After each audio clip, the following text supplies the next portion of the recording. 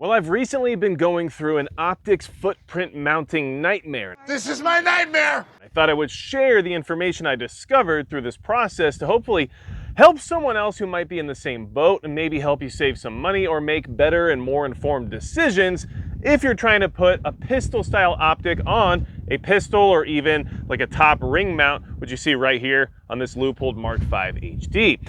So, DeltaPoint Pro.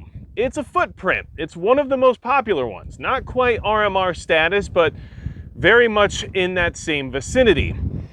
And you would think that if something was cut for a DeltaPoint Pro, or if it had the DeltaPoint Pro footprint, as in the case of an optic, it would just work with the mounting systems that they are compatible with.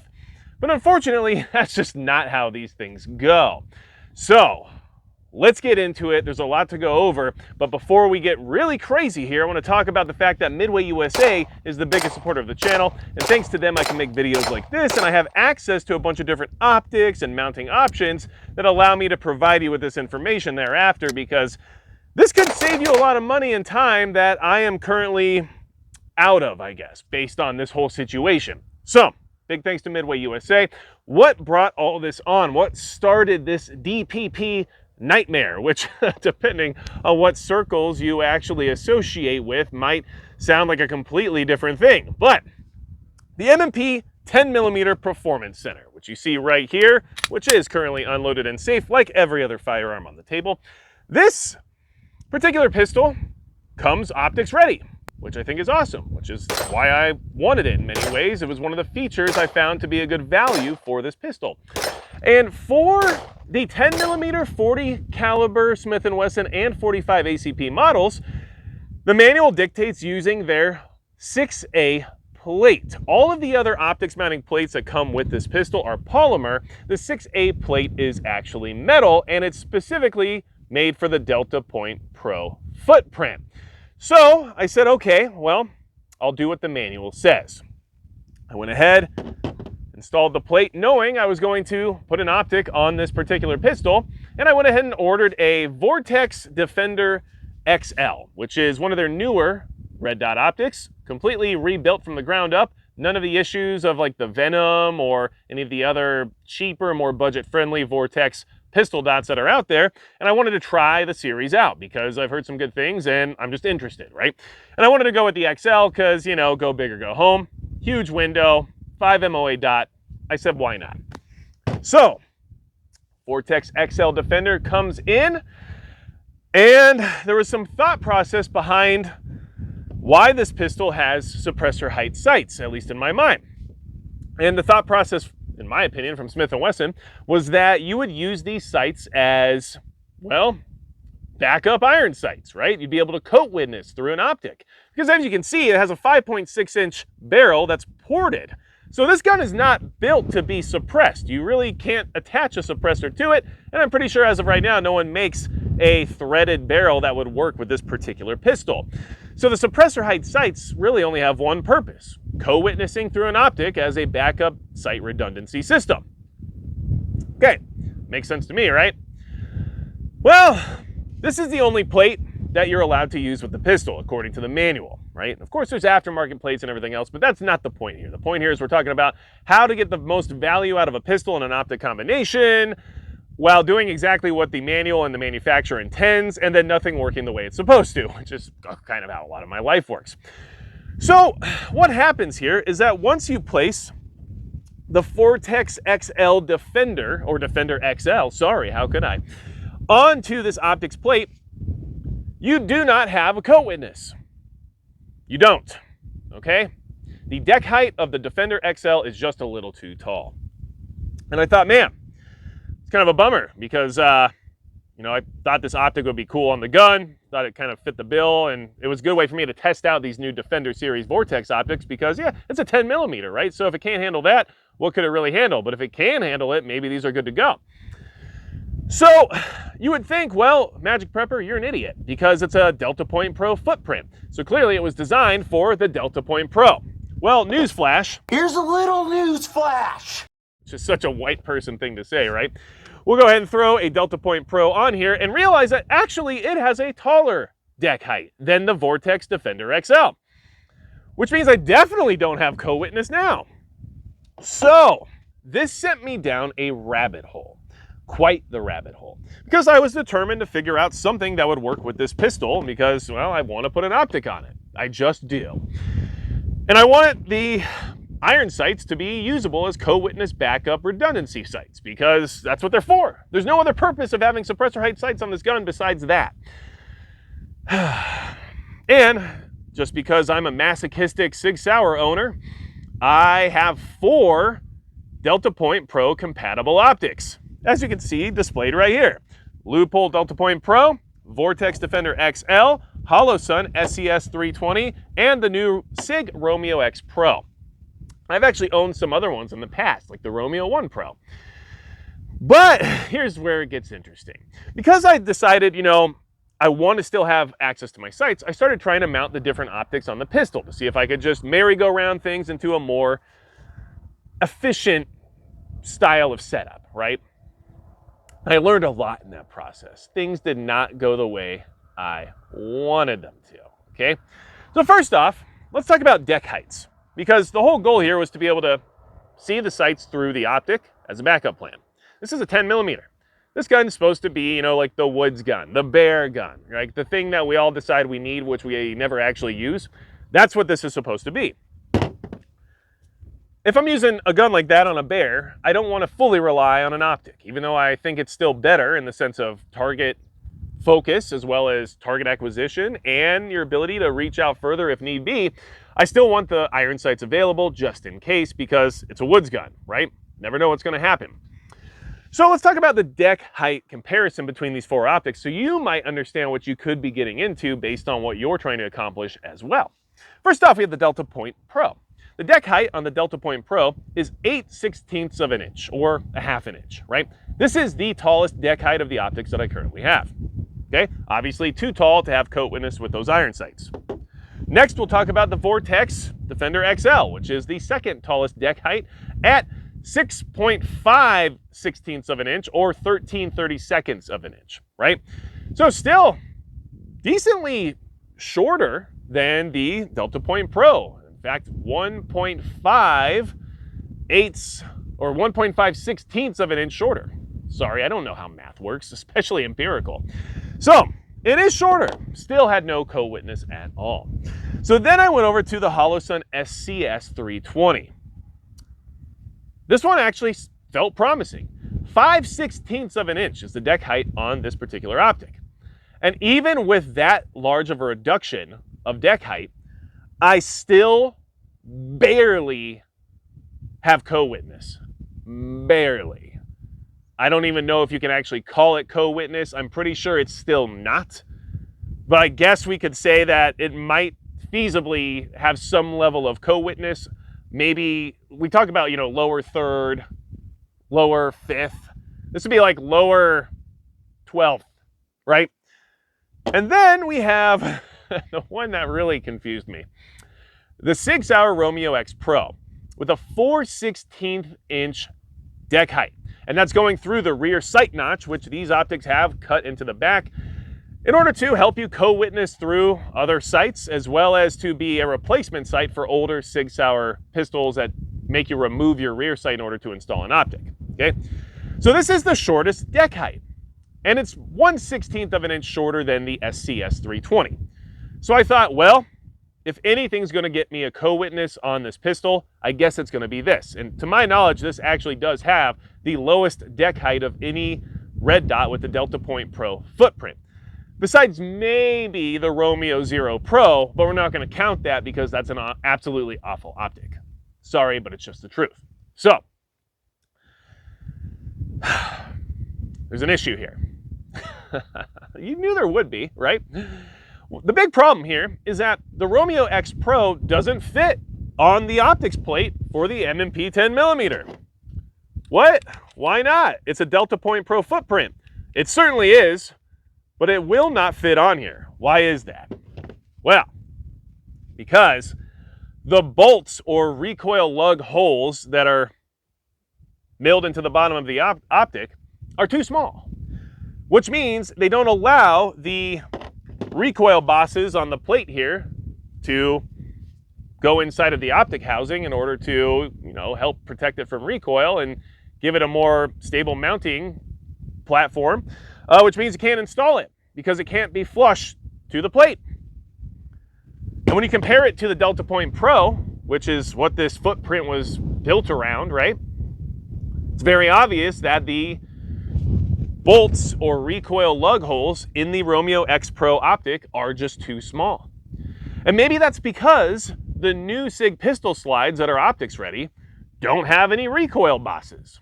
They are just going based on the fact that the slide pocket is going to be a tight fit on the optic that you choose to use, which in my testing it has been, and therefore you don't need them. So as you can see here, we got a SIG Legion 229. We'll go ahead and show you that, sure, it sits right on there, no problem at all, right? You can see the DeltaPoint Pro will do the same thing. So that's their thought process. Who needs recoil bosses if everything just fits correctly? Except for the Optic doesn't work with recoil bosses at all that are on mounts or slides specifically made for the DeltaPoint Pro. So my only option is the HoloSun SCS 320 in the sense of getting any level of co-witness, and that's just a sliver of a front sight on there, just a sliver. Which, like I said, I'm not sure if you can count. That's what it is. So what's going on here? What's the big problem? Well, I have all 4 of these different DeltaPoint Pro compatible mounts out right now. I've got the M&P Performance Center 10mm. I've got the Beretta M9A4 with their DeltaPoint Pro mount. I've got the SIG Legion P229 with their DeltaPoint Pro mount, which is also milled for an RMR as well, but I'm in the DeltaPoint Pro nightmare, so this is what we're doing. And then I also have the Mark IV top ring mount from Leupold for their Mark V HD scope mounts, which is also, of course, DeltaPoint Pro, because it's Leupold, right? But all 4 of them are different. All 4 of them. Not one is the same. What do I mean by that? Well, for example, the Beretta has 4 recoil lugs. Okay? The Smith & Wesson has 2 recoil lugs in the rear. The Leupold Mark IV top ring mount adapter here has 1 lug in the front and 1 lug in the rear at a diagonal cadence. And the SIG 229 Legion here has no recoil lugs at all. So all these pistols and this scope mount claim to be DeltaPoint Pro. Like I said, everything is unloaded. We're good here. Don't freak out, man. They're all supposed to be DeltaPoint Pro mounts, but they're all different. None of them can decide on what's actually the correct way to do it. And the top ring mount is, like I said, DeltaPoint Pro because of nepotism and stuff like that. So there's a reason why I have so many DeltaPoint Pro footprint capable optics, because it just seems like everything that shows up in my possession is requiring that. SIG likes them, uses them for their mounts generally, P320s, especially the older ones were, DeltaPoint Pro. Then we have the Leupold, of course, only wanting to allow you to have that pleasure of using their own optics. And then we also have the M&P saying that the only plate it comes with that's okay for the 10mm is the DeltaPoint Pro. So I'm the one who's trying to accommodate what everyone else is telling me to do here. And the Beretta was actually purchased separately, the mount was, to use a DeltaPoint Pro mount because of how many DeltaPoint Pro compatible things I already had, which now may be somewhat regrettable, but here we are, okay? Now, I can demonstrate this with the scope mount just as easily. The scope mount being specifically made for the Mark V HD, right, which is what this scope is, well, only the DeltaPoint Pro, you can see right here, only that, and the Vortex Defender XL are tall enough because of their enormous deck heights, their enormous decks. That part of their anatomy is so big, they're the only ones that actually clear the turret for you to be able to use. Whereas the SCS 320 is too short. You cannot use it with this mount because the turret will block your view. And the Romeo X Pro is not only too short, but also does not fit on this mount. And in fact, the Romeo X Pro doesn't fit on any of the other mounts. Only on the SIG that has no recoil bosses. So all of these mounts are DeltaPoint Pro. All of these optics are DeltaPoint Pro. But some of the optics and some of the mount combinations don't work together for their intended purpose. Whether or not that's Smith & Wesson saying you have to use this plate, but then none of the optics compatible with it will actually allow you to have co-witnessed iron sights.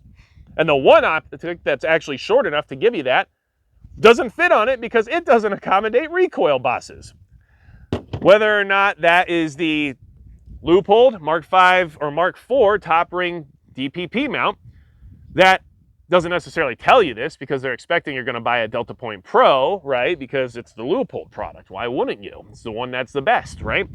But what they don't tell you is that if it's anything with a lower deck height than what this Vortex Defender XL has, well, it's going to be too short to use with that turret. So you might as well just, not use it. Or you're going to have to move the mount itself over to one of the angled edges, which personally I'm not a big fan of when I'm trying to use it for things like night vision. And I wanted to make this video because you would just think that if you bought any of these optics or any of these mounts that they would just work the way they're supposed to. But they certainly do not. So, what's the solution here? Clearly, I'm a little aggravated. Why would I be? These are only things that cost hundreds of dollars that are on other things that cost hundreds of dollars or thousands of dollars, and they don't all do what they're supposed to, even though it's supposed to be a universally compatible mounting system. When you say DeltaPoint Pro, you mean DeltaPoint Pro. When you say RMR, you mean RMR. When you say Dr. Noblex, everyone stops listening to you.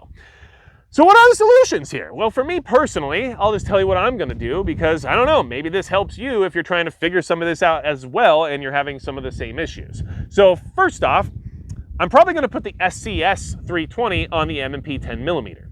It has that sliver of front sight available to me, which means I can sort of use the iron sights if it came down to an emergency situation where it was my only option and this failed me. Now, to be fair, I've had this for quite a while. It hasn't failed yet. It's been on the Beretta for the majority of its life. But what I like about it is that it's a fully enclosed optic and it has no battery. It uses solar. So even if the battery is fully dead, as long as you have sunlight, you will have a reticle. So because of that, being fully enclosed, having the solar compatibility, not needing batteries or anything like that, my hope is that I'm giving myself some safety net in the sense of reliability where the sliver of a front sight situation for backup iron sights won't be a problem. Then I will put the Romeo X Pro back on the 229 because it is the only DeltaPoint Pro compatible mount you see here that will actually work with it. Which is not how things are supposed to work. You tell me this is DPP, it should be able to go on any of these other mounts that also say DPP, but that's not true. It will only work on the 229 because it has no recoil bosses. So that optic has been chosen for me. Now the other optics will all work on the 229 as well. Even this giant XL Defender. It's a little bit of a tight fit, but once you get it in there correctly, you're good to go. And what's cool about that is that you have a really big window, a really crisp dot, and you have that little texture on the front here for racking your slide off of barricades and stuff like that. So it's kind of a cool option, but the only thing I own that I can use this on is the SIG, and it's a SIG product, so you have that kind of incestuous relationship there between the two. Might as well just go with it, I guess, right? Then, I'm going to put the DeltaPoint Pro on the Beretta M9A4, and I'm going to put the Vortex on the SIG Spear. And why is that? Because of switchology, which I don't know if that's a real word or not. I think Hop might have invented it at some point, but who cares? It works for me. This optic allows me to switch the brightness levels of the reticle on the fly. There's a left button and a right button. The right one goes down, the left one goes up, and this has night vision compatibility. Cool. This optic allows me to do the same thing, but the button is much worse. I have to press one button that's in the center of the optic, which means I occlude the emitter, which means I can't see what it's doing, and it either goes up to the very end and then goes back down, and I have to hope that the one I land on is what I'm looking for. And even though this is the night vision compatible model, using this with night vision is a lot more difficult than using something that has 2 buttons that allows me to go up or down. That one I have to guess whether or not I'm in night vision while not wearing the night vision because you can't see it, or I have to wear night vision and hope that I'm going to put this in the right mode, and if I don't, I have to cycle through the entire brightness setting cycle one more time. So that's why this is probably better on a pistol, whereas this, mostly being used as a secondary aiming solution and for night vision passive aiming, allows me to accomplish that a lot more easily, even though I feel weird about putting a Chinese-made optic on this really American setup, where this is the only American-made optic that would kind of complete the package, right? But it's not about being all weird, it's about what's efficient, and this is going to be a lot more efficient. Now, what about the solution for the manufacturers of mounts, slides, and optics? The people who are responsible for this rant, and for the fact that I'm just trying to let you guys know about it so you don't run into the same problem. What are they supposed to do? I have an idea. This is just a weird idea, I know, but here we go. Okay, you ready? Just do the same thing every time if you're going to use a particular footprint. Please. Like, that's it. That's all it takes. Use the one footprint. If it's supposed to have 4 recoil bosses, then have 4. And if they're supposed to fit a certain size, make sure the bolts on your optic fit that size of recoil lug. And if you're going to have a tall deck height, make sure it makes sense that the only plate you're going to use is compatible with the optics that are in question here, that you have sights that make sense to be able to use with it, right? Like, this is one of the pinnacles of a manufacturer not really understanding the intended purpose of all the different components working together, right? Oh, well, you need the metal plate because of the 10mm recoil, so you can't use the plastic plate. Okay, what's it going to be milled for? Oh, a DeltaPoint Pro, because those are really good. Great. Are the sights backup sights for that, or are they just for using a suppressor? Well, you can't use a suppressor because there's no threaded barrel and the barrel's ported, right? So you just couldn't do that even if you wanted to. So the sights are backup sights, right? But if I use a DeltaPoint Pro in here, I can't see the sights because the deck height's so tall. Right. So that's what we're doing though. Yep. Okay then. See what I'm saying? It should be that easy. So, hopefully this gave you some things to think about. Hopefully this helps you if you're trying to figure out what optics to put on what and what will work with what and what won't work with other things. Like I said, I was very surprised to find out that this optic literally won't install on any of the other mounts you see here, other than the pistol that SIG made with no recoil bosses. So don't buy an X Pro, and probably don't buy the X Pro enclosed, which is something I was looking forward to, possibly mounting somewhere like on a piggyback mount, you know, being enclosed, saving it from the environment and everything else. Don't expect it to actually work with any of your other mounts. Probably only for SIG pistols, I guess, right? And just be aware of the deck height situation.